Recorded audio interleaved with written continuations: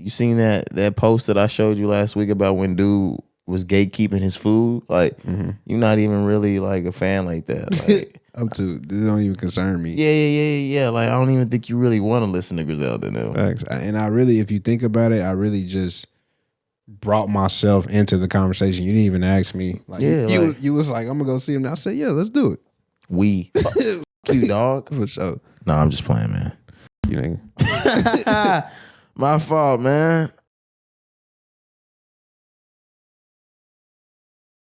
Yeah, man. All right, episode 234 of the Rise and Grind podcast. It's your boy Roderick in the building. I'm Jakari. It's Monday. We're back. Yup. We're here again. Wake up, man. Absolutely. Get your what is fuck. I forgot our slogan. Get your coffee ready. Get your coffee ready. Shout out T.O. Do you feel me? How you feeling? I feel great, brother. How you feeling? High energy. Monday morning. Feel great. Hey, it's May 1st. Whoa. Tell me how you really feel it. It's May 1st, man. We're in a brand new month. No, not again. Yes, sir. Did we let the month get away from us again? We did, man. No, we were a bit productive. We were more productive in April than we were in March. But I do think time got away from us again, Corey. You think so? Fully? Not fully. No. We were on top of shit. We back on top of shit. But I mean, yeah, for sure. Time is moving fast this year, bro. I'm telling you, every day, just you gotta just make it count, man. But yeah, go ahead, man. Tell us how you feeling. Like we said, you can, if you want to talk about just how April has been for you overall. You just said compared to March, you feel like we did more collectively. But yeah, tell me how you feeling, man. Yeah, we still got work to do. We took care of some business in April, though. I feel great. Mental's in a great space. The pod is in a great space. We still in the groundwork process this quarter. Everything that we taking care of right now. I said this a million times already. You'll see it come to fruition next quarter. But we still got May and June to finish shit up. But I'm just looking forward to picking the pod up and putting it on wheels. I think that's what this quarter's about. Okay, Henry Ford. Putting that bitch on wheels. Model T. Is that the one that he did? Is that what did Henry Ford do the Model T? Model T Ford, I think. I don't know. Something like that, yeah. Fuck. I think so, man. I think it was Model T. All right. Damn. But did you say Elon Musk? Yeah, what the fuck did you bring him in for? Shit, he made some cars too, nigga.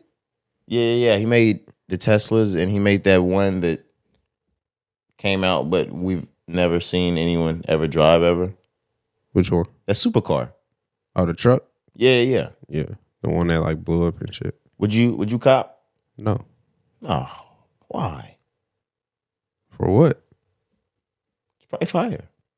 Yeah, it was on fire. You're right. But yeah. I feel like that was really just one of those like publicity things to get more people to look at it. Oh, okay. It could have been. It definitely could have been a stunt. No way a Tesla's catching on fire. You ain't heard them stories about them Teslas driving themselves? Things like that, you know, because they got like the, the self-driving, I guess is what you call it. Yeah, I've heard about them driving themselves. I've never heard anything bad. You've heard bad stories? Yeah, a few times. About what? People's self-driving, like doing what they want, crashing, not stopping when it's supposed to, things like that. Oh, no, the only thing I've ever seen is like a bunch of rich scamming niggas in they Tesla eating noodles and fucking rich lobster and shit like that while they drive on the freeway and shit. Oh, yeah. They watching TV in their Tesla. They in the driver's seat. Social media make you an envious person. Luckily, I'm not that type of nigga. But on to you, Corey. April, how are you? How are you feeling? Yeah. How was it? Yeah, April was a good month for myself. I feel the same way as you as far as just productivity. I feel like I stepped it up a level, being more disciplined when it came to goals. I mentioned at the start of the month, just really writing down everything, sticking to it, seeing it every day. It just it allows you not to make excuses. I feel like I wasn't making any excuses this month. So overall, April was a cool little month, man. It was a great bounce back from from March, just being more focused on things. But yeah, like I just said before, I'm trying to just make every day count, as much as I can, man. Trying to just do things I haven't done before, having fun, bro. Just trying to live life, bro. So I feel good moving into May, moving into the summertime. It's starting to warm up, getting hotter outside. I said before, of course, summertime is my favorite season. I don't enjoy the weather when it really gets hot. But this is my favorite time of the year, man. So I feel great. Okay. Yes, sir. How was your weekend, though? It was boring as fuck. I really didn't do shit. I was just in the crib, not doing anything. Damn. Sorry. I wish I had more for you guys to say. I really wasn't doing anything this weekend. How was your weekend, Cari? Man, so I've had a crazy last 3-4 days, you say. So, when did I last see? Wednesday? Yeah, Wednesday. So Thursday, I flew to New Orleans, me and Hoppy and T-Ron and Hoppy's lady. We flew to New Orleans, man, to be a part of Emerald Lagasse, the famous chef. Absolutely, Chef Emerald. Yeah, man, he has a show that he does on Roku TV. It's called Emerald Tailgates. Basically, what they do is they focus on NFL fans, every NFL team.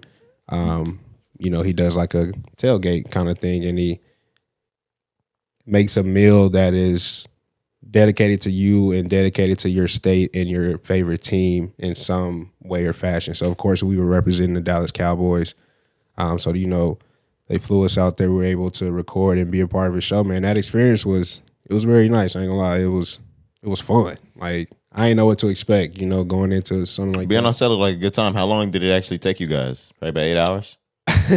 No, not even. Okay. It only took like 2 hours. It was really? Yeah, it was short, man. Like our thing with Emerald probably was like 30 minutes, but it ended up being extended, and I'll tell you why. So probably was only supposed to take like an hour 30, maybe not even that, but our meal was a brisket, right? Texas barbecue, obviously.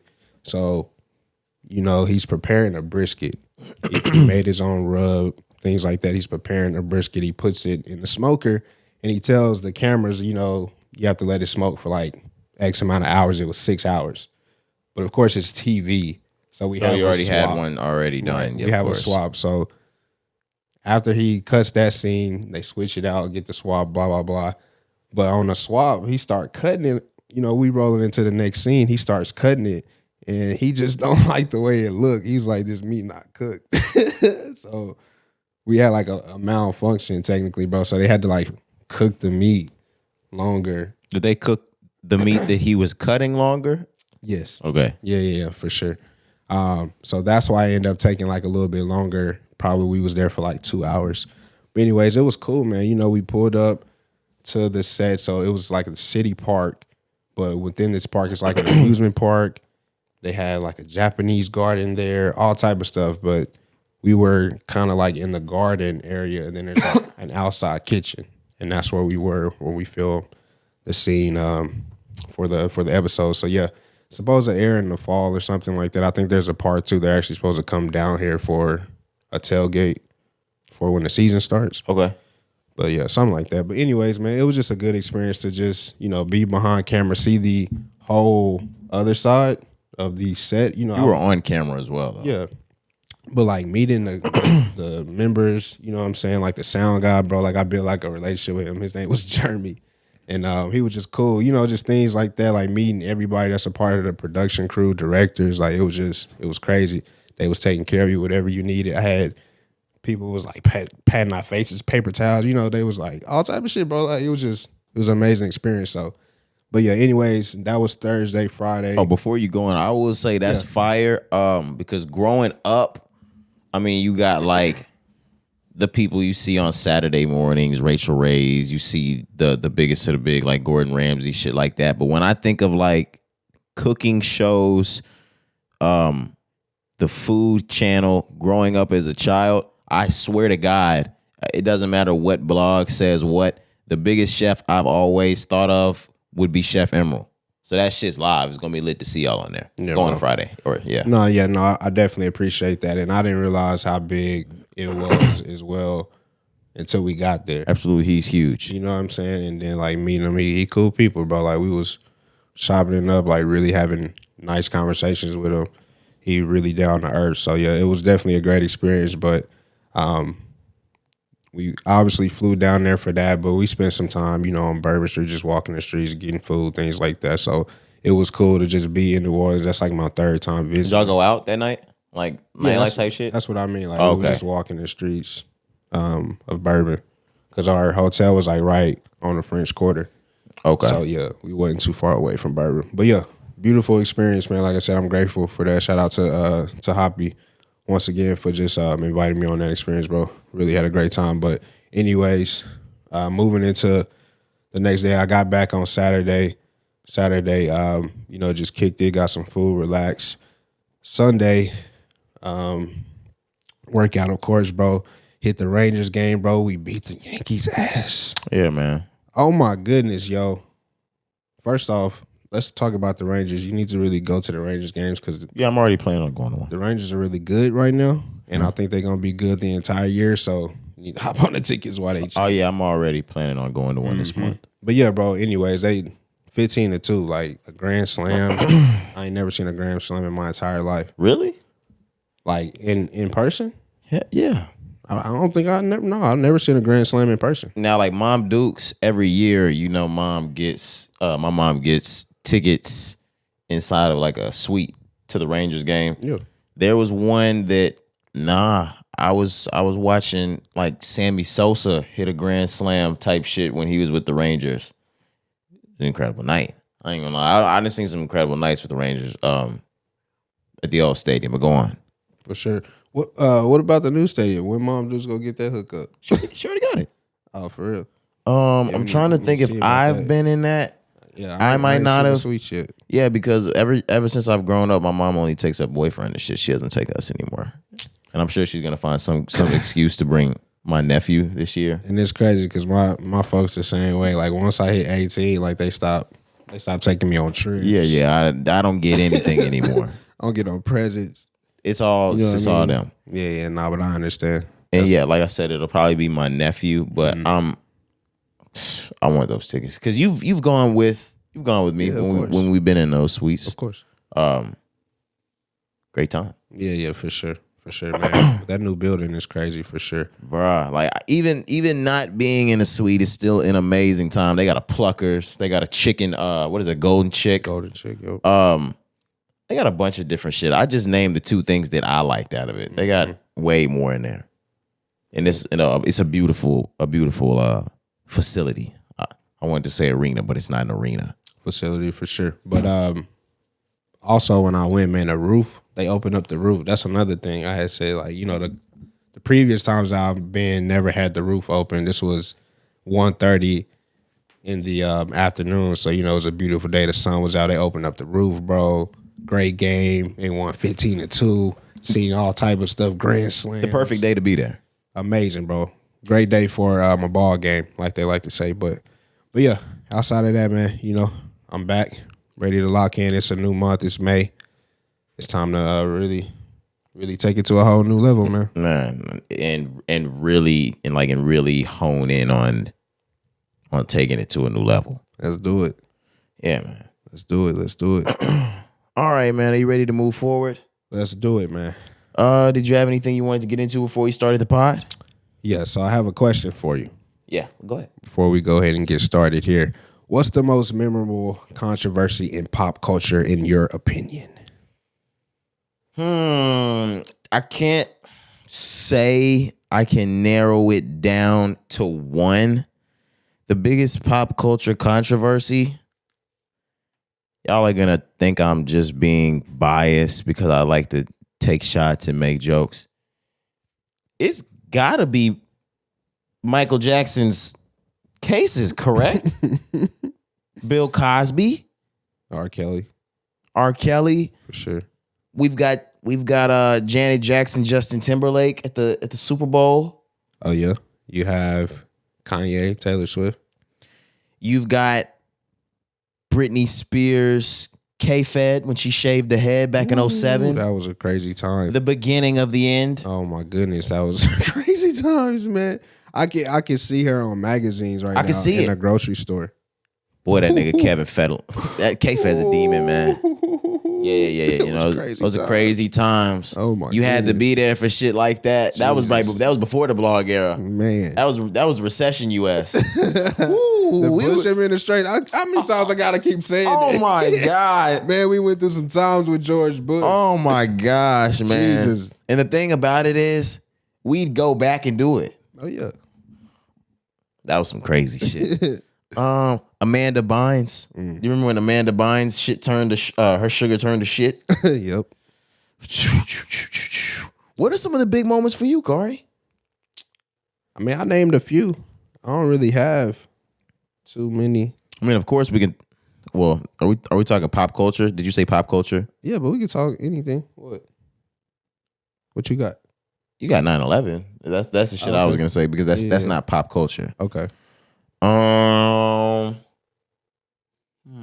There's shit that we have to be forgetting. I wish we would have gone through like a blog or something before we got on here. Yeah. Because last week we went through the one-hit wonders and the greatest of all time, and we fucking forgot Trinidad James, Cari. How did we forget that? That's our fault. Don't believe me, just what? Nigga. Come on now. I'll go at everything. Come on now.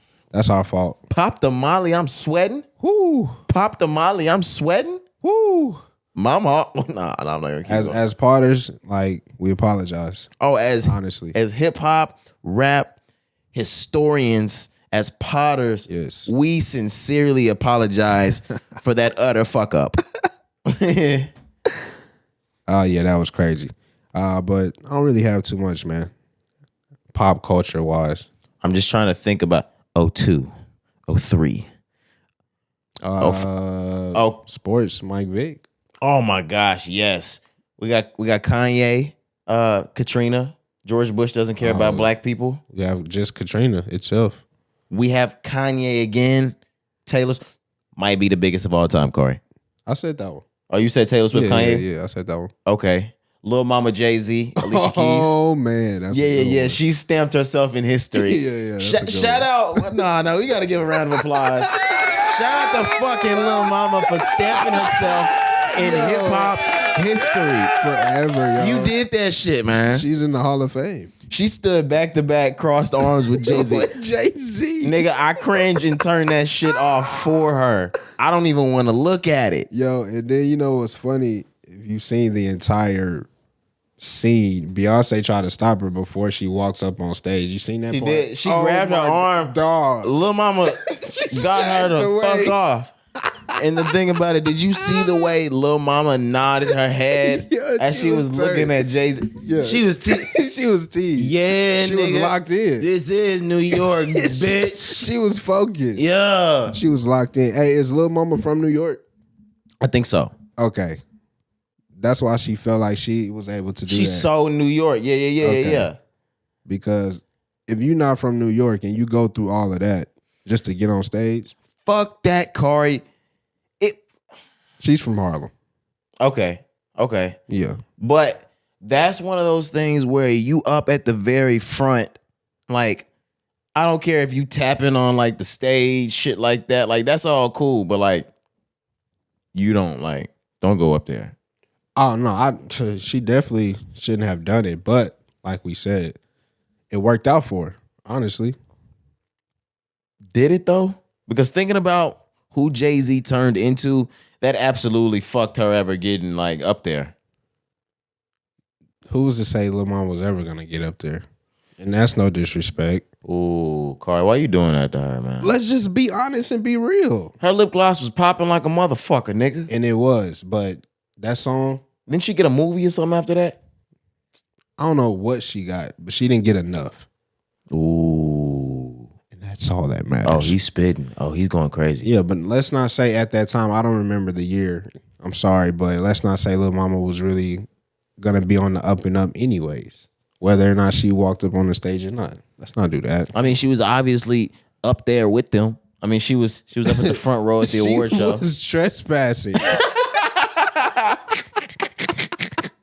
She should have went to jail that night.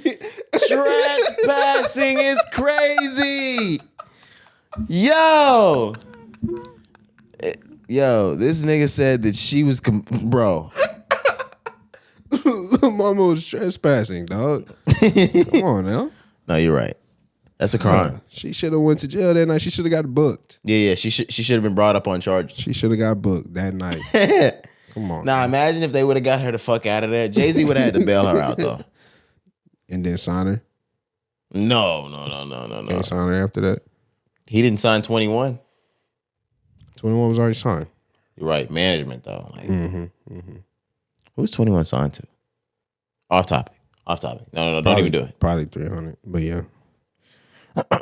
No way he signed to 300, Corey. You don't think so? Abso-fucking-lutely not. No. Let's do it. Sorry. Now we have to do it, guys. Who is he signed to? Who is he signed to? Who the fuck is this guy signed to? Slaughter Gang. Epic. Why did we not think he signed Epic? Yeah. Makes sense. Okay. Are we ready to move on though? Are we out of the intro? Yeah. All right, let's get into the music. We talked at the beginning of the week or midweek last pod on how Jack Harlow came out of the woodworks. He's dropping a new album, yada, yada, yada. It's here. It was named Jack Man. It was, 8 or 9 tracks? It was really only like 20-something minutes. 10 tracks, 24 minutes. 24 minutes, 10 tracks in total. I loved it. I talked last pod about how I felt like this would have little to no features on it. He's given us 2 strong works in the limelight so far. Those needed big features for him to propel to the top. Now he could really relax and let us see his penmanship, his bars, his delivery. And I think we got all of that in 24 minutes. How do you feel about the project? I mean, how can I go after that, Dave Chappelle? Oh, I'm sorry. I feel the exact same way. Jack Harlow has gotten to the point where he's reached a certain level of fame where he doesn't have to prove too much anymore. We know he is a solid rapper. We know he's a guy. Like, the last 2 projects I mentioned, they had to lead with the hit songs, the TikTok vibe, the trendy type shit. On this one, man, he announced this shit on Wednesday. He dropped it on Friday. He had no single. He had no features, like you said. This was a project that just shows growth to me. I was happy to hear Jack Harlow spit these bars, because I really I fuck with Jack Harlow. I really do too. And the thing about it is, because I know he was placed in this bitch, I'm not calling him an industry plant, guys. He confirmed to his damn self in a lyric. He did say it. I'm not calling him that, but it's real. But he beat the allegations. But he did say that too, because he was placed there. I didn't want to like him. I didn't want to like him at all. Me too. At the beginning, is that what you're saying? Yeah, but yeah, me too. This nigga's cold. You can't not like him. He's too talented. Play that funky music, white boy. On me, the high one. Play that funky music, white. Come on, now. No, that nigga's crazy. He cold with it. No, you're crazy. Me? Yeah, what you just did was crazy. I didn't hit the note. Yeah. Nah. Play that funky music, white. Okay. Yeah. We're gonna practice some more. All right, bet. Like if we was doing American Idol, they let me through type shit. Mm-hmm. Maybe not this year. Yeah, would it depend on the judges? Would Nikki and Luke Combs them? Would they let me through, or was that Luke James? Luke James, maybe. I'm not sure. Nikki may have said no. Not gonna lie. I think she would have said no. What if it's Randy Paula Simon? Oh, that's 3 no's. Oh shit! Oh, that's real music here. I'm not getting in. Come on now. Okay. The original? Yeah. Come on now. I don't even know why you asked. But I fucking out. Get out. Oh, Simon is pissed. Do you kiss your mother with those lips? Right. that you even wasted not only your time but his time with that performance. He's so pissed he wasted his time. Simon is going off on you. Get him the fuck out of my face. Simon, let me do one more, man. I swear I'll get the Hollywood. I swear I'll get the Hollywood. That's what niggas walking. Yo, fuck that nigga, man. He don't know shit. Yo, I'ma shine without that nigga, man. Imagine getting a security call on you at your American Idol. Tryout. Because you kept trying to do another one. Come on, yo. They said that's enough. You kept trying to do an encore. Whoa, walk off. Yeah, that's crazy. Walk off. But let's get back into Jack Harlow. Okay, yes, man. Every track was just filled with, I said this before, but pure penmanship. Yes, I agree. His bars that he really showed. To me, it was effortlessly. Like the way he was just able. What I liked the most was the production, bro. I feel like the beats. We're gonna get into the beats are amazing. These samples as well in a minute here. The way you're pulling and where you're pulling these samples from. These niggas are pulling from movie soundtracks. And that's why I'm saying, like, Jack Harlow, you can tell he's really put in the work. You know, he mentions that in the lyrics as well. But anyways, you talked about the man's penmanship.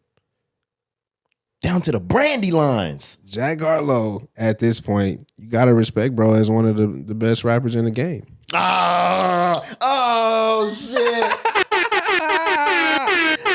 do it. Oh, Cari. Jack Harlow's one of the best, man. Nah, man. He even said he's the best white rapper since Eminem. For real though, like who's better than Jack Harlow in his lane? His industry plant lane, his white side, like Is he the best white rapper since Eminem, Cari? Since Eminem, best white rapper. I hope I'm not disrespecting anybody, but he could be in that conversation, of course. You better than Mac Miller? Oh man, I don't know if I could give him that. I went and played tracks back last night, and I was like, oh yeah. I don't know. The thing that, damn, I don't know. Jack may have a certain edge on it. The way he talks on the beat, Jack is a son of Drake. I hope everybody can hear that shit clearly. The way he talks on the beat it's barely even rap because, I mean, no disrespect, and I'm not saying that in a bad way because they're incredible rappers. Drake talks, it's so conversational the way he says shit that it's like, oh damn, I know he's rhyming, but he's really just talking to you right now. Jack does the exact same thing.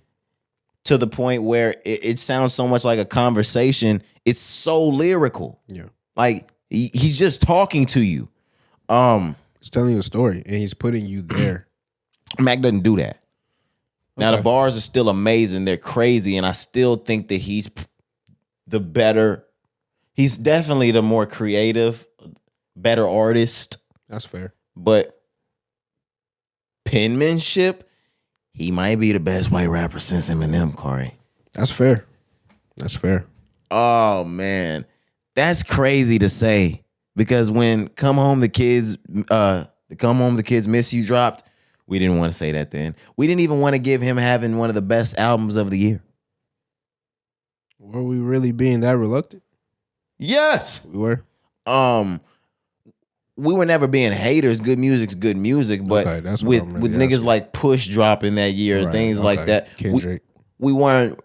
I got you now. Future, we were hesitant to give it top 5, top this of the year. Got you. And he had First Class at the top of the charts too. So Churchill Downs. It was hard. No, definitely. But at this point with this project here, man, the respect from me it's given to him. I love every song on here. I want to get into some of these samples. I know you have one, but the one that I want to point out, and also one of my favorite songs, number 8, It Can't Be. This man has a Bill Withers sample. Yeah, that's crazy.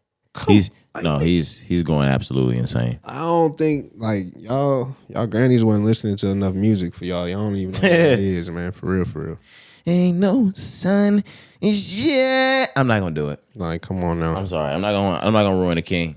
It's amazing there, but yeah, what's the one that you said that you had from a movie soundtrack? Haven't you heard? K Fox. If anybody remembers the scene on Johnson Family Vacation where Vanessa Williams was telling the cop in jail all of the things he was like, you can write off more than those donuts. And he said, what else can I write off? It goes right into a song that, haven't you heard? I'm looking for a kind of man that completely... He flipped that on the second fucking song. What was the song? Something, They Don't Love It. Mm-hmm. What I saw on Apple, and I haven't been on any other platform just because, you know, we saw Apple, click the link down at the bottom to get all of the songs and albums that we play and talk about here on the podcast. Oh my goodness. But when I'm on Apple... That's the most popular song right now off of this album is They Don't Love It. Yeah. But the fact that you pulling from these creative places, it's not like there's one of these tracks that was just going crazy on radio or it was a hit single back then. This was just a song from Johnson Family Vacation. We didn't hear that in many other places. It wasn't too big. Yo, where you ain't go like bro's ear. You ain't got the K Fox. Like his ear, his producer, his team, whoever he's working with, man, like they're doing a great job. Like they really study and put in the work. That's what I'm saying. To go get a song like you said that we really haven't heard anywhere else that was only on a movie soundtrack, you know? He's on Atlantic, Cari. Oh, yeah. Industry playing, bro. For real. And he has Drake level shit on him.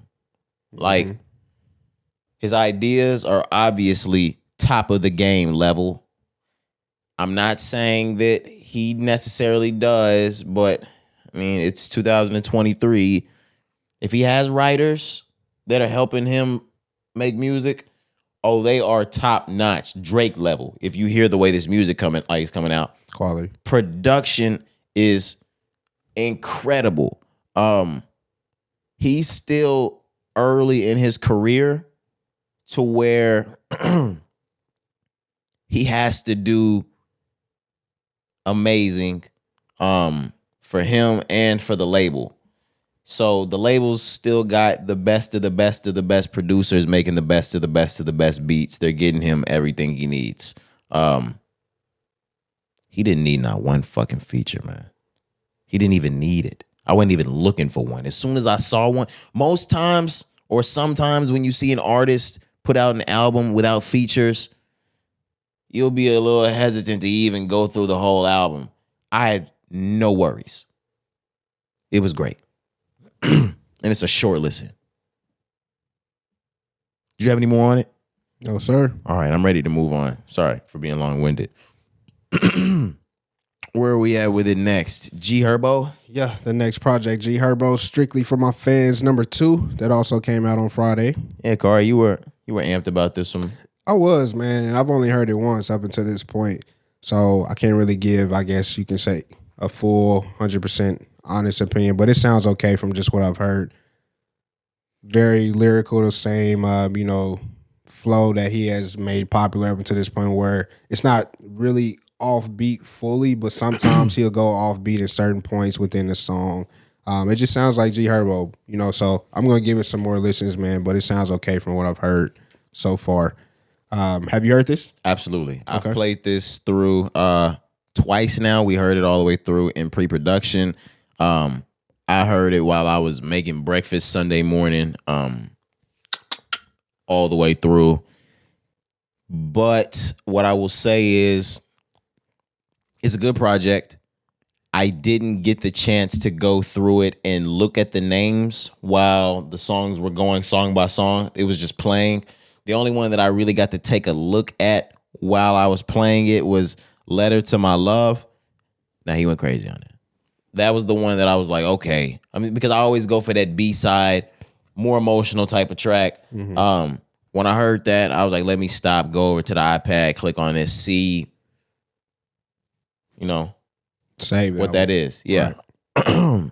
But the rest of it, it sounded pretty good. Glorilla had a feature on there. She sounded pretty strong on there. Mm-hmm. Other than that, I didn't save it, but I just need to go back to it, give it another listen. There's some tracks from there that I'm going to save. Same. And that's also another one that's a short listen. This one's only 12 songs, 32 minutes. You can get through that, man. It's definitely quality music. So, yeah, I may have some more to say about that on Thursday. Okay. I don't think we have any more albums. We had songs. Coi Leray dropped 2 different songs. Mm-hmm. Yeah, I know you wanted to mention a few things about these, right? Yeah, just because the My Body one was pretty highly anticipated. She had a big single or a big sample on that. My apologies. It finally dropped on Friday. Mm-hmm. We gave it a listen. I've heard it a couple times. I think you've heard it once. I really enjoy it. I think it's one of those things that's going to get stuck in people's heads. I think it's Coi Leray, so it's going to do well on social media. It's going to do well on Instagram Reels. It's going to do well on TikTok. Yeah. And she has another song behind it. I'm not sure why we did both of these same week. Most times people drop two for like the duality of it, but these are kind of in the same realm. But go on. How do you feel? They're okay. I like My Body more than I like the second one. Me too. The other one's called Bops. Yeah. I like My Body, but that's the one, like you said, she had T. So obviously we had heard that one. That was a little bit more anticipated. But outside of that, Coi Leray just got to the point where she knows how to make hits. So that's why I'm excited about like Body to be the one I think that's gonna get the most like. She's amazing. That was gonna get the most plays to me. But it's the poppier one. Yeah. And now that I think about it, they are kind of different because Bops is probably the rappier one. And of course. Yeah. And the other one's the poppy, TikTok, trendy vibe there. But shout out to Coi Leray, man. Like it's good to just see her continue to improve and really make a name for herself in the game. I know we mentioned her on one of the last episodes, that whole Lotto situation, but just shout out to her, bro. I'm really a big fan of Coi Leray. Me too. And the way I've grown into one, I love how I've grown into being a fan of hers. I can still remember that first Rolling Loud or whatever it was that she did, that everybody on social media clowned her over it. And she quoted it and she was like, guys, don't worry. Like, I'm just getting started. I'm going to be better. Like, I'm going to get better. And we were sitting there like, nigga, like, this is not the type of shit you need to be saying. Like, you should already be good type shit, blah, blah, blah, blah. Yo, do you see how fucking good she has gotten? Yeah. Dedication. Coi Leray is the truth. I can't lie. Yeah, she's amazing. Shout out to her. Absolutely. And it's kind of in her blood anyway. So, you know. Other albums that we wanted to talk about that have already been out. I don't think we went through the full review of NBA YoungBoy's Don't Try This at Home. He's been out for an entire week. He's put out 62,000 records, or he's moved 62,000 records in the first week. How do you feel? About that number or the project? About the number. I guess that's the number. I want to ask you. You asked me what would Moneybagg do, right? YoungBoy doing 62. Do you still think Moneybagg does his 100 or whatever you're anticipating? Moneybagg's gonna do more than this. Okay. Yes, because there's YoungBoy is here. He's kind of broken the YB blackball curse. He's with a new label. He's got a clean slate. However, Moneybagg Yo is strong in this game. I mean, he's grown. I'm not saying NBA YoungBoy's not grown, but he's still one of the younger ones in this game. Moneybagg's been around for a long time, not like NBA YoungBoy hasn't either, but he's been one of the biggest for a long time and accepted in the industry as one of the biggest, promoted as one of the biggest for a long time. I expect him to sell at least, looking at NBA YoungBoy, and if we're going to use this as the bar right now, 70 to 85,000 records is where I'm putting Moneybagg Yo's album. Gotcha.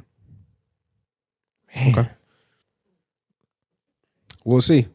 But yeah, you asked me the question, like, what did I feel about the 62,000? I just wanted to get to that because I just don't know.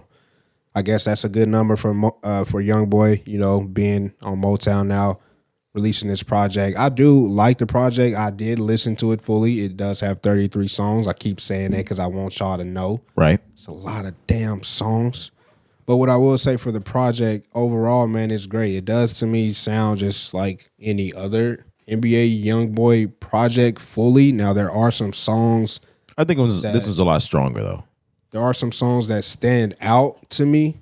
And what I say, like, songs that I really feel like are just great. Start to finish, when I say production, the bars that he put in, the beat selection, like, just great songs, right, that are in that pack of 33. But just overall, from start to finish. It sounds just like another NBA YoungBoy project, and I'm not saying that in a negative way, Right? Because I know what you mean. Like, yes, this is a strong project from NBA YoungBoy, but he's still talking about the same things, you know? What do you want him to talk about? Nothing. I'm just saying. The way he said nothing. Yeah, like I don't want. I'm confused. Help me understand what was the whole stop the violence. Don't try this at home. And maybe it was just on some persona to help him mentally be in a different place. I don't know, but nothing has changed from the way that he's making his music, and I'm fine with that. It's because number one, these niggas out here catching Ricos, so like we can't catch a Rico, and like let's distance ourselves to let people know that yeah, I probably really still do this shit, but I want to send a message to everybody that might be listening, trying to indict me that these are not real crimes. Understood. I don't think they ever meant anything about that stop the violence shit. I like it. And if they continue to promote it, I enjoy that too, because I mean, these little white kids don't know what the fuck we be talking about in this shit anyway. So if they start saying that stop the violence shit, they're going to go for it anyway. Not like the niggas will. Not like we're going to, because we know he wasn't going for that shit anyway. But I don't know. How do you feel about the project? I think it's a great project. I'm not gonna lie. Some of my favorite tracks, Rear View. Let's see some of these other ones that are amazing to me. Mr. Golden, that's gonna be my song of the week today. No Rubber. Grave Digger. We talked shit about that one, but Cemetery Lifestyle. But there's a lot of tracks. Yeah, I agree, man. Like I said, no, it's quality songs. It's just hard to pick from that pool. It's such a large pool. I'm gonna forever say that, and I know it's probably never gonna change with him. So I'm just beating a dead horse. I mean, I'm sorry if I sound repetitive, but to me, like that is something that is not helping NBA YoungBoy as far as where I think he could be. I know with the young generation, no matter what he does, he's gonna be NBA YoungBoy. He's gonna be number one. But I'm saying as far as like being like really legendary and really being like your tapes having respect is like, oh shit, this project is one of those. Like he could shorten that and just have the best songs on a project. And it'd be one of the best projects that come out. But I know that's just not what we're going to get from NBA YoungBoy. So I have a question, because we talk about this all the time. What makes, or what do we use to determine who the best rappers are these days? Because I feel like anytime before maybe 2015, anytime before Apple Music and the streaming era began, we would use how strong they are at the moment and how strong their back catalog / discography is. Nowadays, these fucking artists have so many projects we can't even count or list who has the best discography. Like, we can't even rank them. What do we use now to think about who the best of the best is? Who has the best album out currently? yeah. I'm just, when I think about it, like say we put niggas in a pool together, Lil Uzi Vert, Lil Baby, Lil Durk, G Herbo, NBA YoungBoy, things like that. Mm-hmm. How do we determine who's the best when they all have 15 albums? I mean, I can't even figure out which album of theirs is the best. Right. These days, the only way to grade it is the streams. Are the numbers that you see on Apple Music and Spotify at the end of the year? How many countries were these guys' music played in? How many plays did they have? How many times did they hit the charts? That's what we have to gauge it on these days. That's the only thing. If we see, to us, when we're going through the Apple Music charts or whatever platform you may use, and when we see you ranked in the top 10, when your album drop, you have the number one album on the platform. We see things like that. That's where we gauge as who is the best right now. to me. I mean, I don't know any other way because we're not listening to the radio. We're not waiting on niggas to drop music because they drop so frequently. You know, I don't know any other way to gauge it. No, you're right. So that was a good question, though. Just can't even think of it. Yeah, great question. But we can move on unless you had anything else with NBA Youngboy. No, I don't have anything else with NBA Youngboy. Sure. Last album, Swiss Beats Hip Hop 50 Volume 2, the Yes, EP. sir. You gave this, I still haven't been able to give this a full listen. The tracks that I have heard, what I will say is they sound incredible. But I'm going to let Cari take the floor on this one just because I haven't given a full listen to it. Okay, yeah, this one was quick as well. You know, we had mentioned there's only 6 songs. The one that I had said I wanted to hear the most was the verse from Nas. He had talked about, you know, the relationship with his daughter, how he felt like he felt her early, you know, in her days. That verse was nice. The song with Lil Wayne, you know, anytime Swiss and Lil Wayne connect, they usually always make a hit. Absolutely. The outro, though, was my favorite song. He picked up Jay Electronica, gave him the entire song by himself. And you know what he does when he has a beat like that. And when he just that nigga there is so great when it comes to penmanship. Goodness. He's writing a lot of y'all niggas bars too out here. But no, that was my favorite song. So overall, I know this was kind of celebrating the 50 years of hip hop and things like that. This was a great little 6-song EP there from Swiss Beats. It was. It was. Cool. I haven't heard the entire thing, like I said, but the ones that I have heard, they're incredible. Yep. But moving on, unless you had something else to say about it, the last thing that I wanted to talk about, SZA. Back in late December, moving on to January of this year, we talked about how crazy she was going on the chart. She was number 1 for, I believe, 8 weeks straight. She broke the record for, I believe, hip hop and R&B, or not hip hop, but the longest streak that an R&B artist has ever held on the Billboard Top 200. Mm-hmm. She's back again.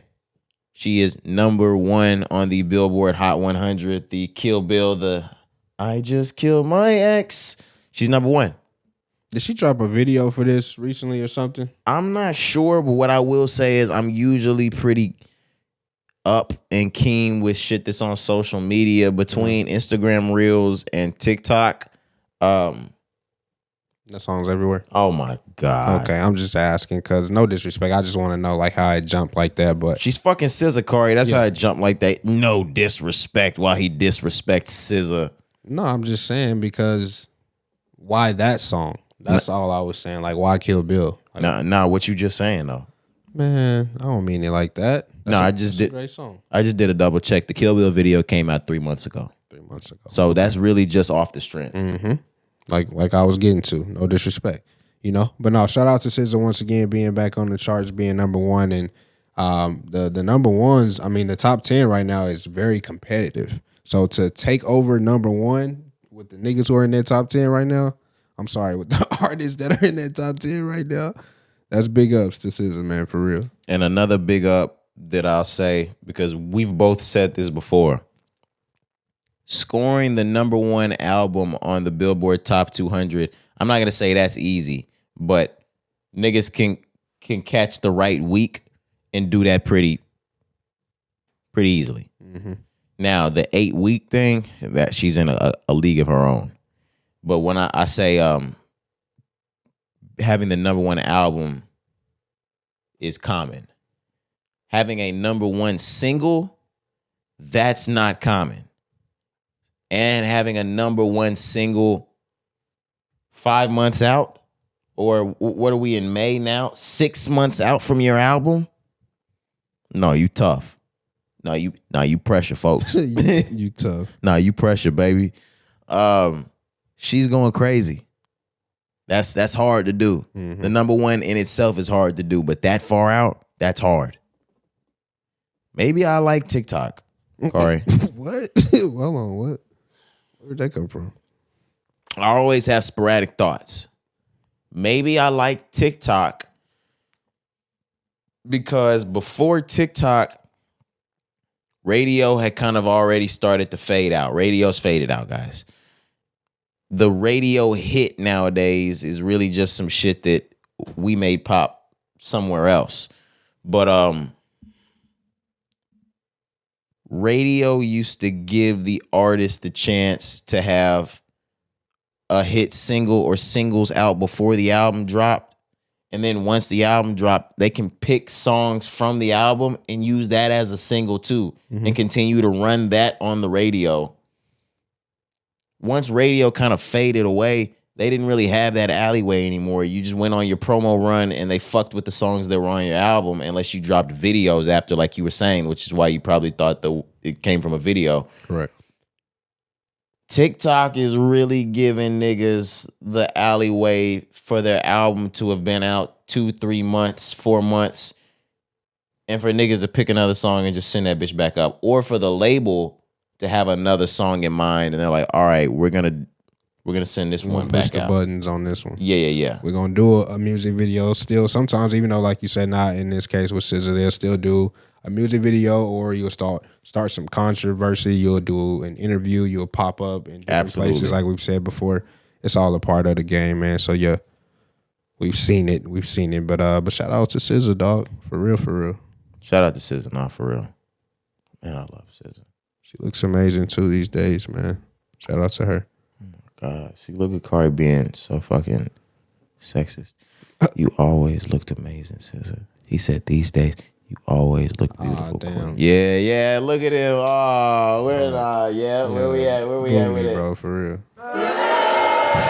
What the fuck is wrong with you, nigga? That's a queen. She always looked beautiful, nigga. That is correct. I gotta be better on my vocabulary.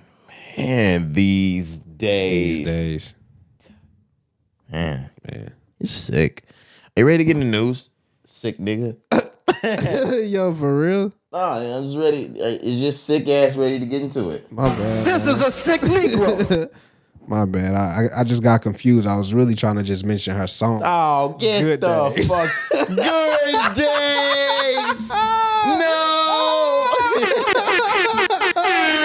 No way. My bad. I got confused. You got confused. Not these days. Good days. My fault. So what you plan on saying is she's been looking beautiful good days. Get the fuck out of here, man. I'm with you, SZA. Let's cancel this nigga. This misogynist. My fault. And this pig. My apologies. Fuck is wrong with this guy? I don't care if you've sculpted the body. I don't care if you Nicki Minaj'd it. It's your choice. Oh, you pro-choice? Me too. Yeah. Do your thing. Oh yeah, if you want to kill it, kill it. I was gonna say rock out. If you want to kill it, kill it. I'm not judging. Send them up there. Let's move on. If you want to send that baby up there, He said, let's move on. let's move on. Kendrick Lamar's Big Steppers tour becomes the highest grossing rap tour ever. You're welcome, Kendrick Lamar. I came to your tour. Yeah, man. Tell us how it was. No, I'm just playing. But it was an incredible experience. I wasn't with those fuck nigga peasants down there on the floor. I was Whoa. Yeah, it was skybox type shit. Jesus. I watched Tana Leon. Oh yeah. I watched Baby Keem, and then I saw Kendrick Lamar take the stage and completely kill it for something around 50 minutes. It was really the bulk of Big Steppers, but you heard a little bit of Pimp a Butterfly in there. You heard a little bit of Good Kid, Mad City in there. Of course, the bangers. Yeah. You heard a little bit of Damn in there. Okay. Loyalty. Okay, that's what's up. You know you had to get to that. That's what's up. But it was just an incredible experience. The stage was great. Everyone's energy was amazing on stage. But it's turned into the highest grossing tour of all time. He's grossed 929,000 tickets across 73 different shows. He's earned over $110 million over this tour. Yeah. And that album just dropped last year, Cari. Of course, it's a world tour, but still. Yeah, we coming up on a year. Exactly. That dropped in May, if I'm not mistaken. I believe you're correct. Yeah, I believe you're I correct. think it did drop in May. But no, that's amazing, man, because he passed, some good people as well. Absolutely. We got a top 5 or at least a top 6 of it, something like that. The one that he stepped over was Aubrey and the Three Migos, back when Drake and Migos went on tour back in 2017 or 18, I think. Yep. Number 3, we got Drake and Future. Damn, Drake. Drake is number 3 as well. Him and Future, Summer 16. Obviously, we can see why that was up there. I mean, if you were around and you were outside at that moment, it was an incredible moment. It was a big moment.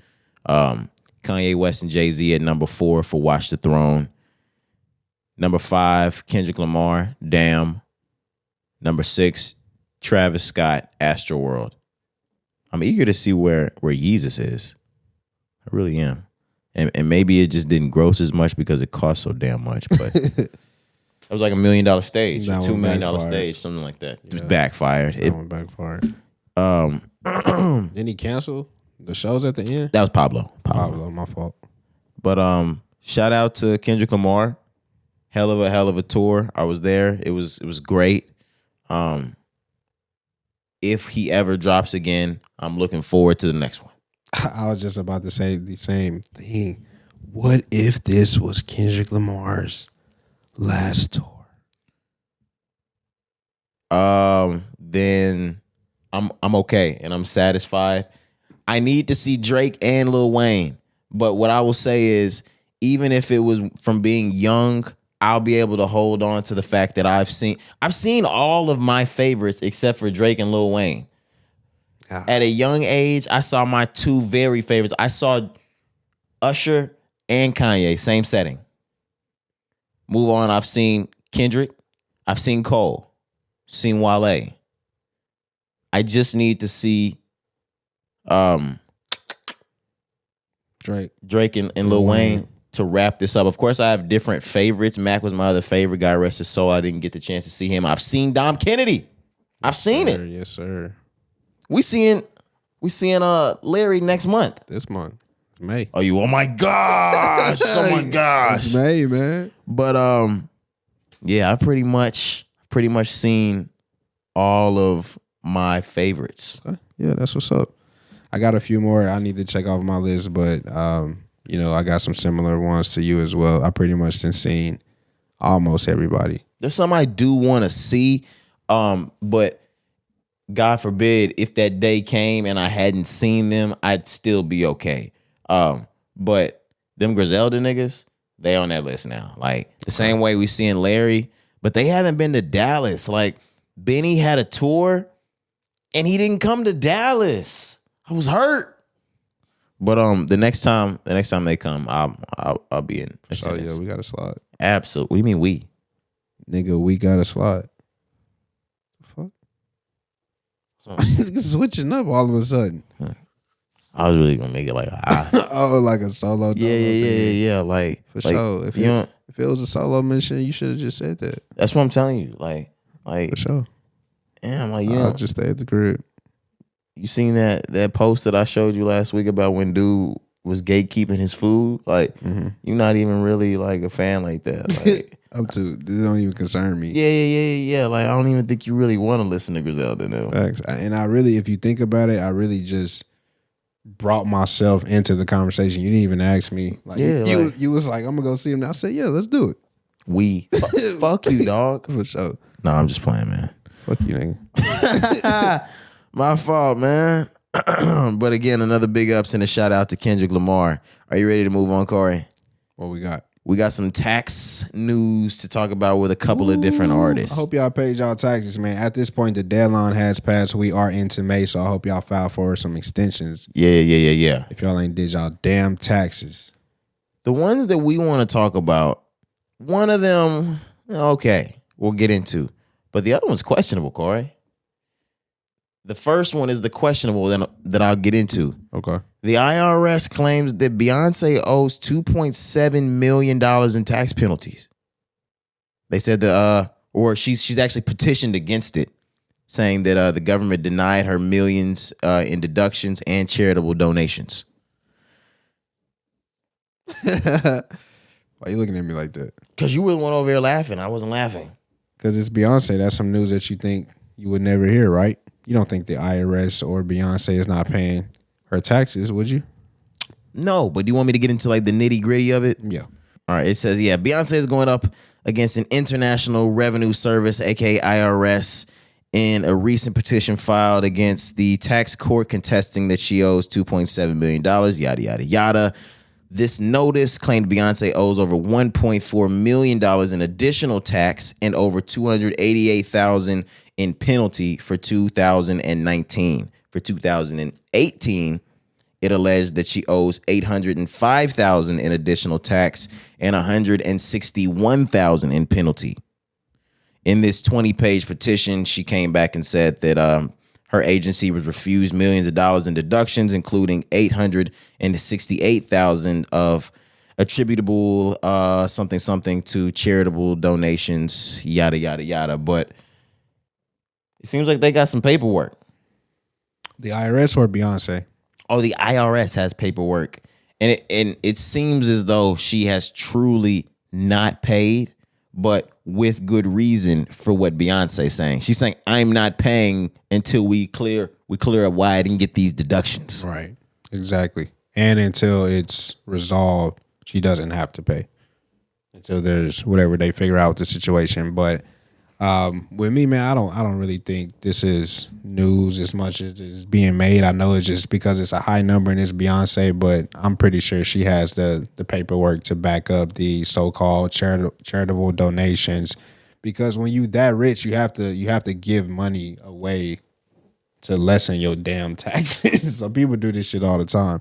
So I don't really think this is too much of a big deal. I would be shocked if it came out to say like Beyonce knowingly wasn't paying her taxes. Now, if they find some maybe things that were missed, okay, boom. But Beyonce like knowingly not paying her taxes, I don't buy that. This is like a multimillionaire going into Target and getting followed for alleged stealing. Yeah. You truly think I don't have the money to pay for this? Dog. We on that billionaires list, buddy. That's what I'm getting at. Like, don't worry about it. We're not on that list that says M. We're on that list that says B. And it don't stand for Beyonce. I have hundreds of thousands of those M's that you say I owe you. If I needed to pay you too, I would fling it to you like a fucking peasant. I don't think Beyonce really owes money. Me neither. She's getting that shit cleared up. I think the IRS, they're just doing their yearly audits. There's been a lot of people, like we said, we're going to get into some more here as well, but I've seen people in all realms. Really? All getting audited and like IRS saying that they potentially owe taxes. So I think it's just that time of the year. Well, I really only, I'm sorry. I really only had one more artist to talk about in the hip hop R&B space. Okay, what you got? That was Lil Pump. This nigga really owes taxes. Oh yeah, Lil Pump now. Lil Pump may owe them taxes. I'm not gonna lie to you. Even the publications know this nigga really owes. You see the way they elegantly and politely talked about Beyonce, and they strongly talked about how she was refuting these charges in tax court. This shit started off by saying Lil Pump is knee deep. Have some goddamn respect for this Billboard Hot 100 topper. Topper is nasty. Oh, no, cat. That was gross. Lil Pump is knee deep in back taxes. Please tell me they call him the Gucci Gang. There it is. The Gucci Gang rappers most. Oh my God. I hate when they add in who they are. Disgusting. Like damn, I was gonna use somebody, but it would have been a terrible time. Never mind. Let me just get back to Lil Pump. According to a blah blah blah report published on Thursday, Lil Pump owes the IRS $2 million in back taxes. Apparently, he's been hit with two liens, one for the amount of $141,000 and some change for the year 2021, and another for $129,000 and some change in unpaid taxes for 2020. That was for 2020 and 21. In the end, that means he owed $271,000 and some change for both of those liens. They said that his most recent tax bills come after the IRS hit him with a federal tax bill of $1,676,738 in October 21 for money he owed in 2018. The IRS also served him with a 95 Basically that nigga just owe a lot. He's broke. And he really owe it to me. Like we said, Beyonce may not owe it. Sounds like Lil Pump owes some money to the IRS in back taxes. $1.95 million in total. Is he gonna go on a run? I don't know. Let me just add this one last part in about how he's fucked. They also reported that the City National Bank has recently filed a civil suit against him, claiming that he owes them a $102,000 fee for defaulting on a loan. The financial institution alleged that inside their lawsuit, that he was extended a $300,000 personal line of credit in 2019 that up until now he still has not paid back. They said that he owes them $98,454 on the loan plus $4,000 in interest for being late on payments, totaling to that $102,000. He owes everybody. Should he have listened to J. Cole? Yes. You think so? Yes, but that's what happens when you make yourself into a multi-million-dollar artist at 18, 19 years old. You running wild. You fucking all the bitches. You running across the world, spending millions, traveling, taking out performing. loans, credit lines, not paying anything back to your loans. Go to liens. And putting liens on your shit is crazy, and just being okay with it and still not paying it back. That's just some like young shit. Hey, I'll pay it back later. Never pay it back. No guidance. Niggas need guidance. Yeah. Hopefully he pays it, man. Or they gonna come see him for real, for real. He was released from his label. He was with Warner Brothers. They dropped that. He's thugging it on his own. He's doing his own music. He's doing the OnlyFans thing. Really? Yeah. You know, he's got cash flow. Gotta have cash flow. Okay. I did see him. He's been more on a healthy journey as well. So he actually released the album last month. That's crazy. You didn't know? It's trash. No, I did not know. It's because it was trash. But yeah, that's cool to see. Yeah, good for him, right? In other legal troubles, we can go ahead and leave Lil Pump. 42 Dugg. We talked about how he was potentially going to be in some more trouble for his evading his prison sentence. If we know, back when he was out and he was hot, everybody knew that 42 Dugg was on the run. He was supposed to have turned himself in a long time ago for specific charges, I think gun charges, things like that. Mm-hmm. But he was on the run. When he finally turned himself in, this entire time we were thinking that, you know, he was just going to serve his time and get out. Well, he's been serving his time for that gun charge or whatever it was that he was running from. Now he's just been sentenced for running from it, the evading, and he's been sentenced to another year. So we won't be hearing any brand new. Of course, we'll probably be hearing new 42 Dugg that's been previously recorded, but you're not going to hear any brand new 42 Dugg. You're not going to see 42 Dugg out for some time. Yeah, I hope he gets right, because that year, no time is a good time, but that year can go by super quick. And that's somebody who can still capitalize on the fame and the flame that he has right now within the rap game. Because like you mentioned, of course, we're still going to get songs and music from 42. There's going to be features that are going to come out, and I'm sure the label is going to continue to push songs throughout that process. But for if they're putting out heat, for him to only do a year and get out, that's gonna be perfect for him to just pick right back up where he left off before he went in and things like that. So hopefully it works out for him. Hopefully, because previously you talked about how you're not one of the biggest fans of 42 Dugg. I'm a pretty huge fan of 42 Dugg. I've had some songs of the week that came from him previously, and I was waiting to see this nigga get out. Mm-hmm. Doesn't seem like it's happening, guys. You got another year, my boy. It's all right, guys. We'll shine again one day. Where are we at with shit next? I was trying to find an actual. He posted something when they gave him another year on how he didn't feel like this was what was going to happen. However, it is what it is. But I actually can't find it, so we can go ahead and just move on. Okay. Where are we at with it next? Moving on next, man, we have French Montana. He has a documentary that's set to premiere at the Tribeca Film Festival. We have the date on that by chance? June 16th. June 16th. It's set to premiere on June 16th at the Tribeca Film Festival. I actually wish I could make it to that, but I don't think I'll be able to make it to it. Diddy and Drake are producing this documentary. Okay. I don't think it could get any better, to be completely honest. I've read over this a little bit. They've got a trailer out. I haven't seen the trailer yet, unfortunately, but it's going to be about French Montana, but it's going to be more so about his mother and how she was an immigrant and came in and the sacrifices that she made for French Montana, for their family, in order for him to take the steps he needed to become who he is today. Yeah, that's fire.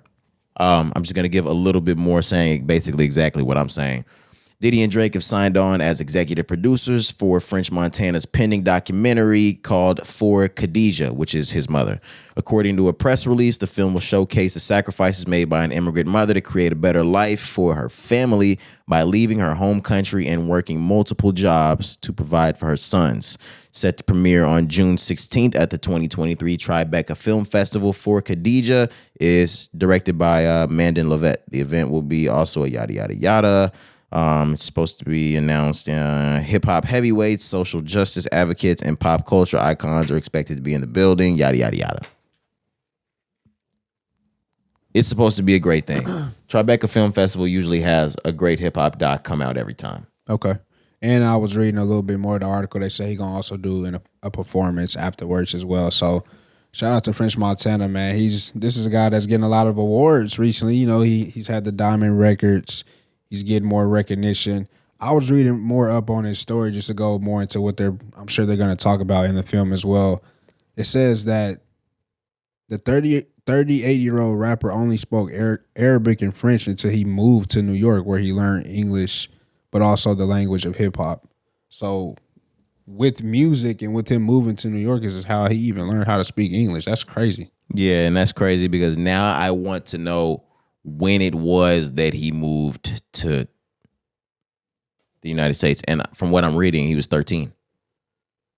That's fire. That's crazy. Yo. That's fire. He's also the highest selling African artist. Mm-hmm. Highest selling artist in the US from Africa. Yeah. The most streamed African artist of all time. Okay. Basically. Yeah. That's the way that they Yeah. You said it better than. Yeah. Corey said it better than I could have ever. But shout out to French Montana. I'm a huge fan. We've been huge fans of French Montana. I don't have anything else really to say, but big ups type shit. Facts, man. That's what's up. I hope we can maybe check that out one day. Oh, that's what I was the Tribeca Film Festival? That and also the documentary. Oh yeah, of course we're gonna be able to check that out. That's what I was gonna say. If you remember, this is where Lil Baby's documentary was premiered, the Tribeca Film Festival. Okay. So they usually try to get one of those out every year, and they have good content. It's an entire weekend worth of shit. And I'm big on film. I don't know about you because Cari used to spend years without a fucking TV in his room. What? Nigga, say you didn't. Say you didn't. Say you didn't. Say you didn't. This nigga just come home and look at the wall and shit. That's not true. Like it was jail. This nigga jailed himself. I didn't do that.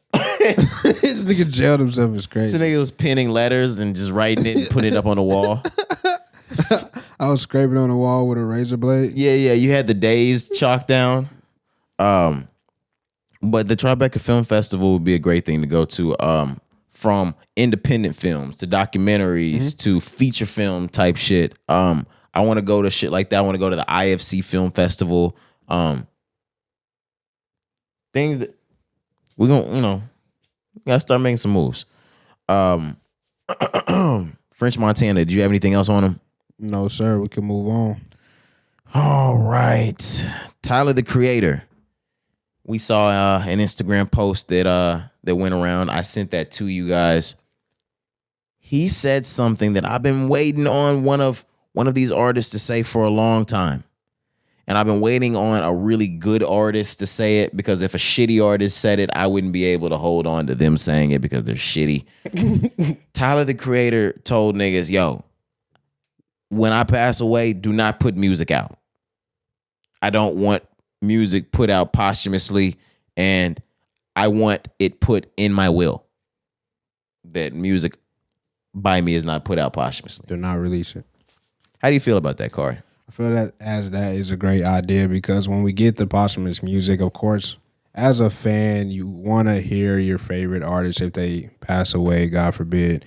But you want to hear your favorite artist release new music. Who does? I mean, that's the art of music. That's the art of being a fan. So of course you want that, but with that, you don't get projects that normally sound as good as if they would if the person was still alive. Because Correct. They're not sequenced. They're not chosen by that person. Obviously, The beat might not even have been picked by them. right. It may be songs that are not even complete, and they have to edit it or modify it to complete it. So yeah. Sometimes it works out, but 9 times out of 10 it doesn't, and then you continue to add music like Tupac, bro. We have like 30 Tupac albums, Right. like things like that. It needs to fucking end. That's They why? still have Tupac music that they said they've been waiting to drop. Why? You know what I mean? Like Save things it, my like nigga. that. So with Tyler, the Creator, mentioning that, I respect that, bro. I think at sometimes it kind of tarnished the legacy. It waters down their discography. You know what I mean? Like that's better terms there, better words. But yes, that's why I don't like that, especially if it was somebody being my favorite artist. I don't want their catalog or discography to be watered down, like you said. And I'm not going to name specific artists because I'm not going to make somebody seem less important than another one. But there are certain artists that maybe after they pass, you can put out a posthumous album and it doesn't sound too bad. But with an artist as creative as Tyler, the Creator, things with like beat selection and ad libs, things like that, you're not going to be able to put that together the way he could. So leave it the fuck alone. I wish they'd stop doing it with Juice WRLD. Me too. Mac Miller, I wish Circles would have never came out.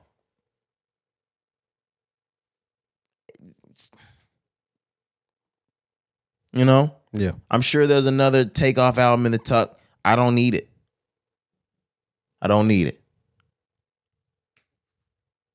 Don't need it, guys. You niggas better not drop another Tupac album. I might take another Biggie album, though, because you niggas have been super respectful about that shit. Facts. Like, we could go for one more B.I.G. album at this point. If they said they had 10 more tracks in the tuck, they were finished, I could go for it. Yeah, but at this point, I don't need another Michael Jackson album. this is it. Oh, shit. This is it. This is it. We're like, yeah, let's save it, nigga. Golly. Leave us the fuck out.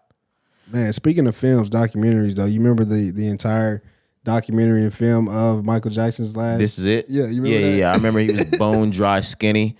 Bro, yeah, he was. But, man, it was crazy because that entire tour was set to be European.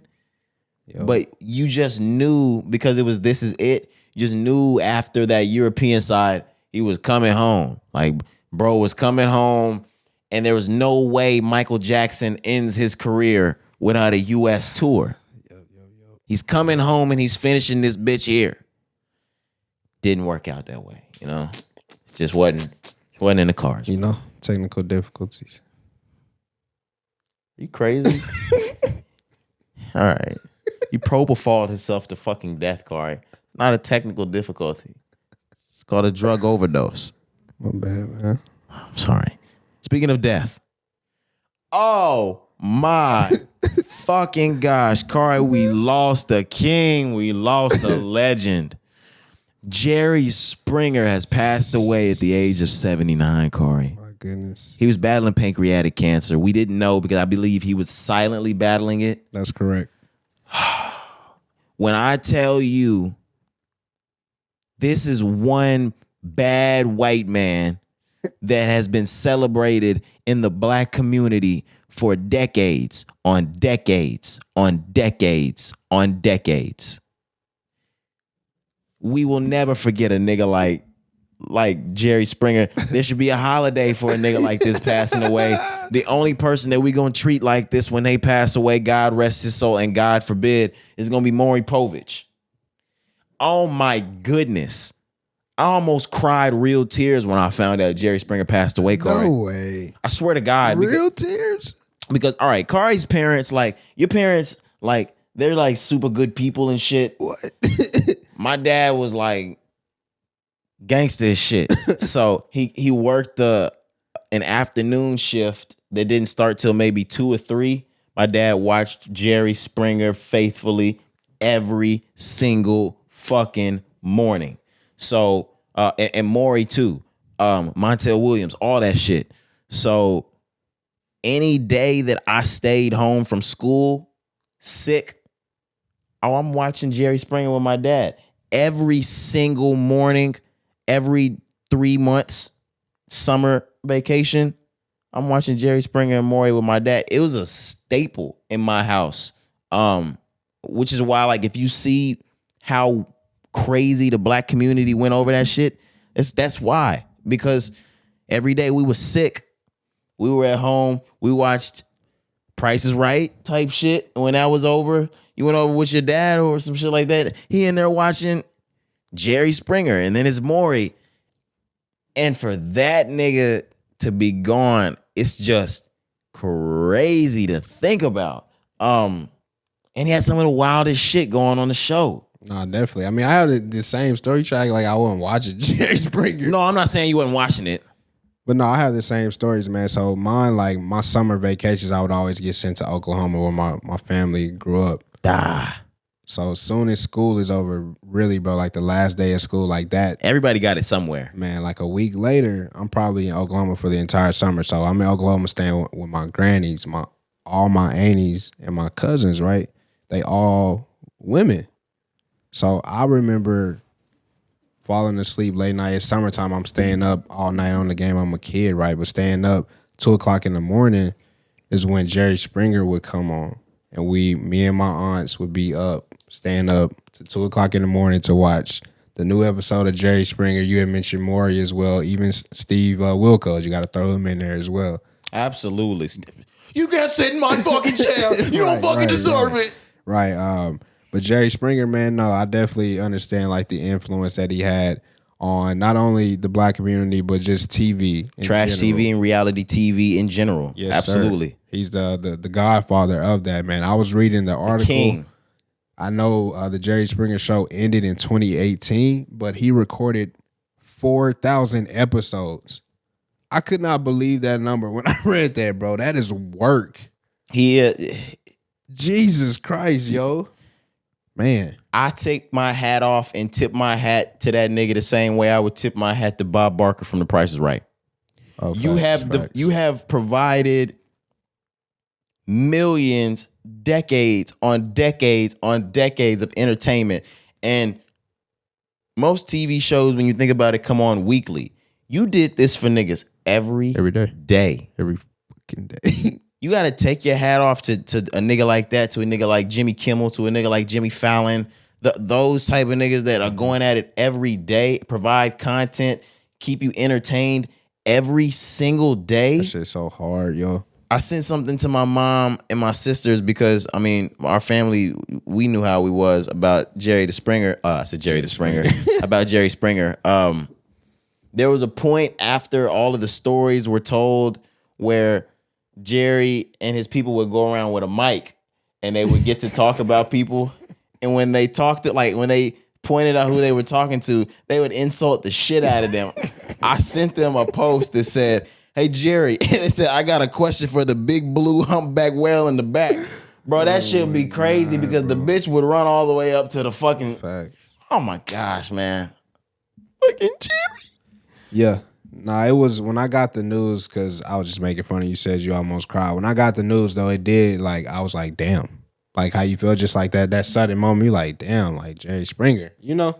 It's one of those, of course, everybody knows death happens, but it's one of those, you like, you know, you just never think people like that get to the point where it's like, damn, bro, Jerry Springer gone. So, yeah, it was crazy. I saw one more. It was like, so it was like, so you really sucked 4 dicks, got fucked in the ass, and got pregnant by another nigga, and your boyfriend Darius doesn't know? Well, he's backstage listening, so he knows now. Bring him out. Oh man. Nah, yeah, that's crazy. We're gonna miss it. Like we said, it ended in 2018, but I believe reruns were still running, or still syndicating. But we're gonna miss Jerry. Jerry had already turned into Jerry the Judge. He had his show going on Hulu or something like that, I think. But we're gonna miss Jerry Springer, man. Rest in peace. Yeah, man. I got another just funny tweet. You was talking about people backstage. They said, well, King Von, we got Tuka backstage. Oh shit. Tuka, come on out. Tuka, come on out. That's tough, man. That's tough. But no, once again, rest in peace to Jerry Springer. Like you said, he had pancreatic cancer, so it's, you know, it's unfortunate that took his life. But that was a man that he left a legacy behind, man. He's gonna be remembered forever. That show is gonna air forever. And like we said, he's forever gonna be recognized as the godfather of trash TV. Hell yeah. So shout out to Jerry Springer, Absolutely, man. a king. Moving on, let's go ahead and get into sports as we start to close the pod out. The latest in the lifetime deal signing, Kevin Durant inks his lifetime contract with Nike. Ooh, man. Phoenix Suns star forward Kevin Durant signed a lifetime contract with Nike on Friday, according to Boardroom, the media entity he co-owns. He became the third basketball star to sign a contract, like Michael Jordan and LeBron James. Soccer phenomenon Cristiano Ronaldo signed the same deal in 2016. How you feeling, Corey? So it's amazing, man. I mean, you saw the names that you just read off there. It's only a few. Only the biggest of the big. Only the biggest of the big, and to do it with Nike, you know, the biggest brand that there is, man. You know that's always valued at least $1 billion. So that's just amazing, man. That's generational type money, type deals. That's the Durant family is forever taken care of. So that's amazing. Shout out to KD. At this point, he's on the 16th shoe as well. I wanted to speak on that. Like, obviously, we know at this point they're forever going to make the shoes, bro. But, like, having 16 signature shoes. You can't say anything bad about KD because he'll hate you forever. But. Facts. That's fire. That's fire. But, no, shout out to him. Steph Curry's another. I know the article didn't mention that. I think they were just focusing on Nike. And athletes. his deal was really fresh. Yeah. It just recently happened, but he's also another one. But that's amazing. That's amazing, man. I'll get into a quote that Durant said here as well about this lifetime deal. When I first signed with Nike, I couldn't have dreamed of how far we'd go in this partnership. We've done amazing work creatively. We've traveled the world together and built business that will now last forever. I'm excited for the future and to be honored in rare company with this deal. Shout out to Kevin Durant for that, man, for real. He also tweeted and said, "A true honor to be in the game for life with Nike." I mean, if you throwing $1 billion, I'll be in the game with you niggas forever. Facts. What I will say is, and shout out to everybody, I'm not discrediting anyone. How much is $1 billion these days? Because these niggas are throwing it to black people like it's crazy. Like, we've seen a lot of black billionaires being produced in the last 3 years, so much so that I'm like, what are you niggas starting to do with the money? Like, because y'all wouldn't just be letting these million, like, this many niggas hit B. So with these, though, this is just like an evaluation, like over the course of what they deem to be the rest of their life. Oh, yeah, I know. It's not B sitting in the account right now, of course. You know what I'm saying? So, hefty advance, though. Of course, yeah, it'll still take a very, very long time to get to that point if we're talking about strictly just from the sales of shoes. Obviously, we know these guys are going to have other ventures that are going to get them to the B. Not just sports. But yeah, but I know what you mean. Weeknd Drake. What you mean? Them UMG deals with the Weeknd and Drake. Oh, just throwing around them M's like that? The B is coming to a lot of us lately. Like the B has just been coming. I mean, the B has just been coming. It's crazy. But Come on now, man. my fault, bro. It's actually straight. Yeah. Yeah, the bitch just been coming. Yeah. Bitch just keep coming. She just won't Oh stop. my gosh. The bitch just coming. She's so nasty. Come. Chameleon. That bitch just keep coming. Man. Where we at? I don't know. You were talking about Drake. I don't know. Drake always tends to Drake. fuck this thing up for us, huh? Nike, Kevin Durant. Everybody's getting these lifetime deals. Yeah. That's what it is. You were talking Everybody about gets a UMG. B. Yeah, Weeknd and Drake there. But no, how do you feel just about Kevin Durant or any comments, anything else you want to say? I don't really have any about it? comments. Shout out Kevin Durant. He's a hell of a fucking player and he's worked his way to this point. So, I mean, he deserves it just as much as Steph Curry deserves it. Anyone else? Like LeBron, all of them. He deserves it just as much. We'll show that. Like, niggas really don't put the shine on a name, like, and give Kevin Durant the type of respect that he should. Like, they throw his name around a little frivolously. Of course, he's KD, but they don't say it like they say Michael, like they say Kobe, like they say LeBron. Nah, y'all need to start saying KD's name differently. Oh, facts. I've always said that as well. When you want to just talk about like greatest of all time, I know you can always compare stats, and KD has done a lot of things that have been self-warranted as far as why you may not like him or give him the respect. But outside of that, he's one of the greatest basketball talents that we've ever seen. Yeah, that nigga plays in this ball. world. You know what I mean? Like ever. That nigga's a monster. He's a 7-foot nigga who could play every position. So, but yeah, just big ups to that once again, man. Having that lifetime deal, 16 shoes at this point.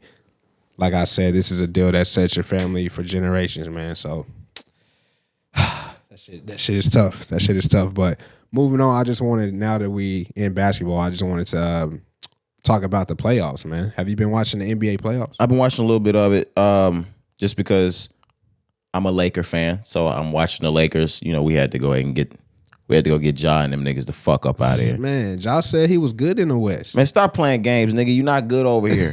we love you, Ja. Yeah, and you can vacation over here, nigga. Facts. But get the fuck up out of our fucking court, nigga. Facts, Not man. playing over here in the crypto arena with us, nigga. Sheesh, man. Yeah, Josh said he good in the West. I'm only worried about Boston. Yeah.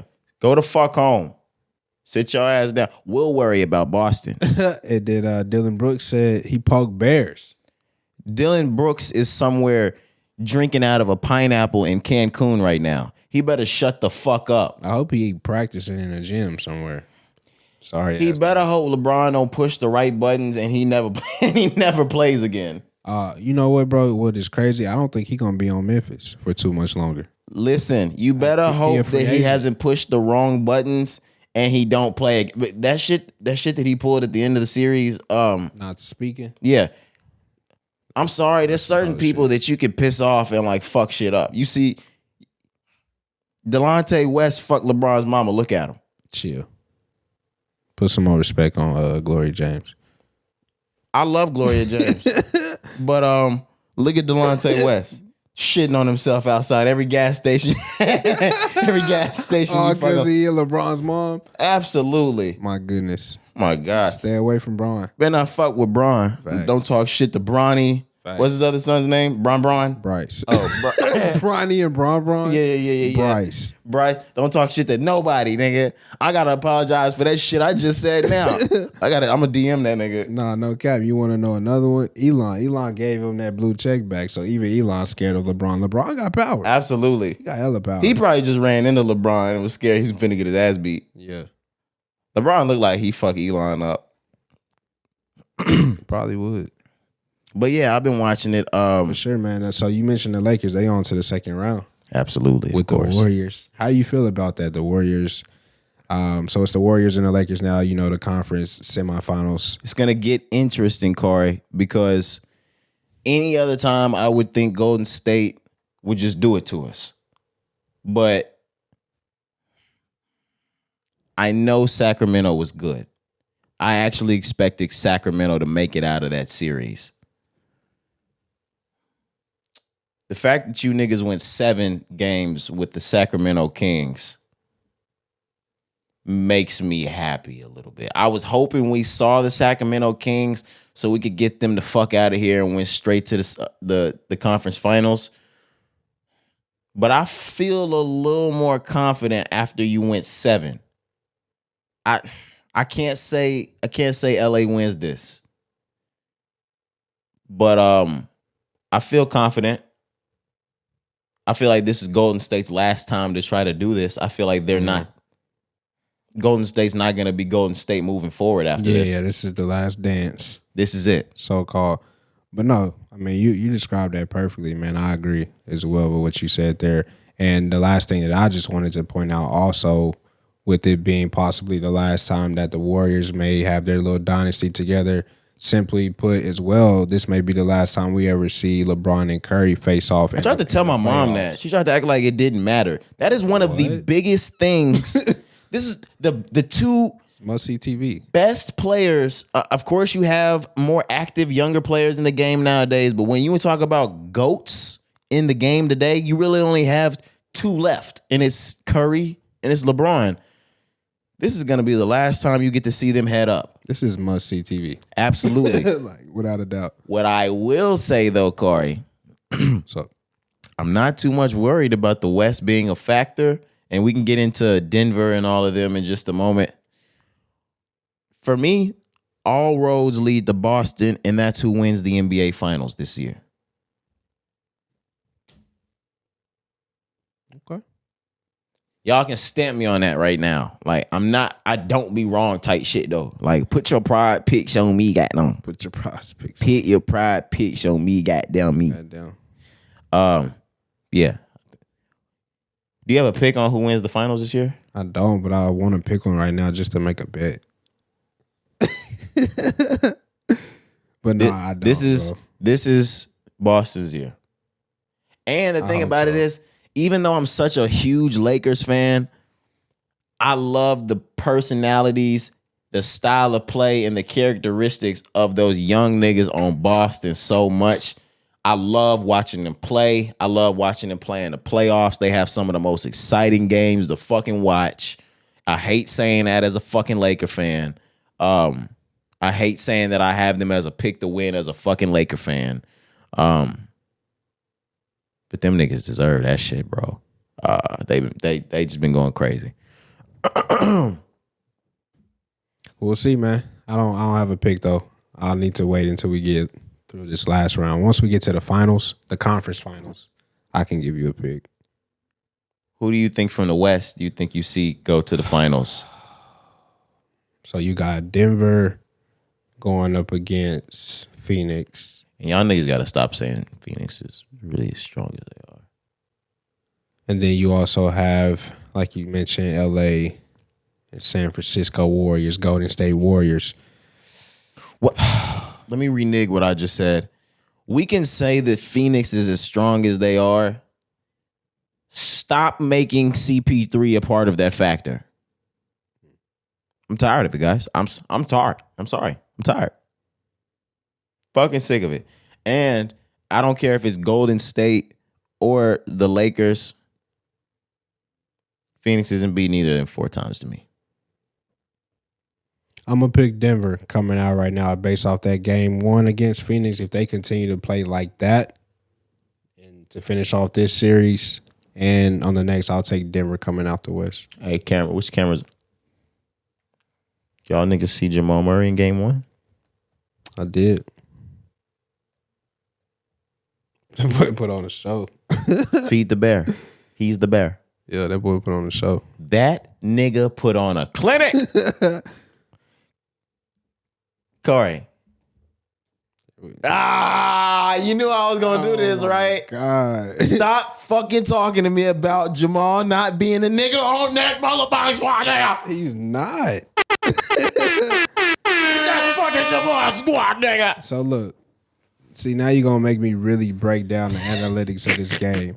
Don't do it, bro. Let me Don't give do him it. some love, man. Jamal Murray really had a great game. I believe he had 40 plus points game one. He was putting on a clinic, putting on a show, like you said. There was a certain point, bro, he just could not miss. I swear to God, they kept feeding him, and every shot he put up, late third, nigga, every shot he put up was hitting the bottom of the water. Damn, it was crazy. But let's not forget that this is basically his return. The last 2 years he has been injured. So up until this point, He came to take his team back. it's just been Jokic, man. And Jokic has put in that production. Jokic is the best player on that team. And that's no disrespect. He's the heart and soul of that team. Jamal Murray, yes, he does his thing. And they need him to win. That's why I said if they play like that, the way that they play game one collectively, if they play like that to finish off this series with Phoenix and move on, they will go to the finals. But they do need Jamal Murray to complete it.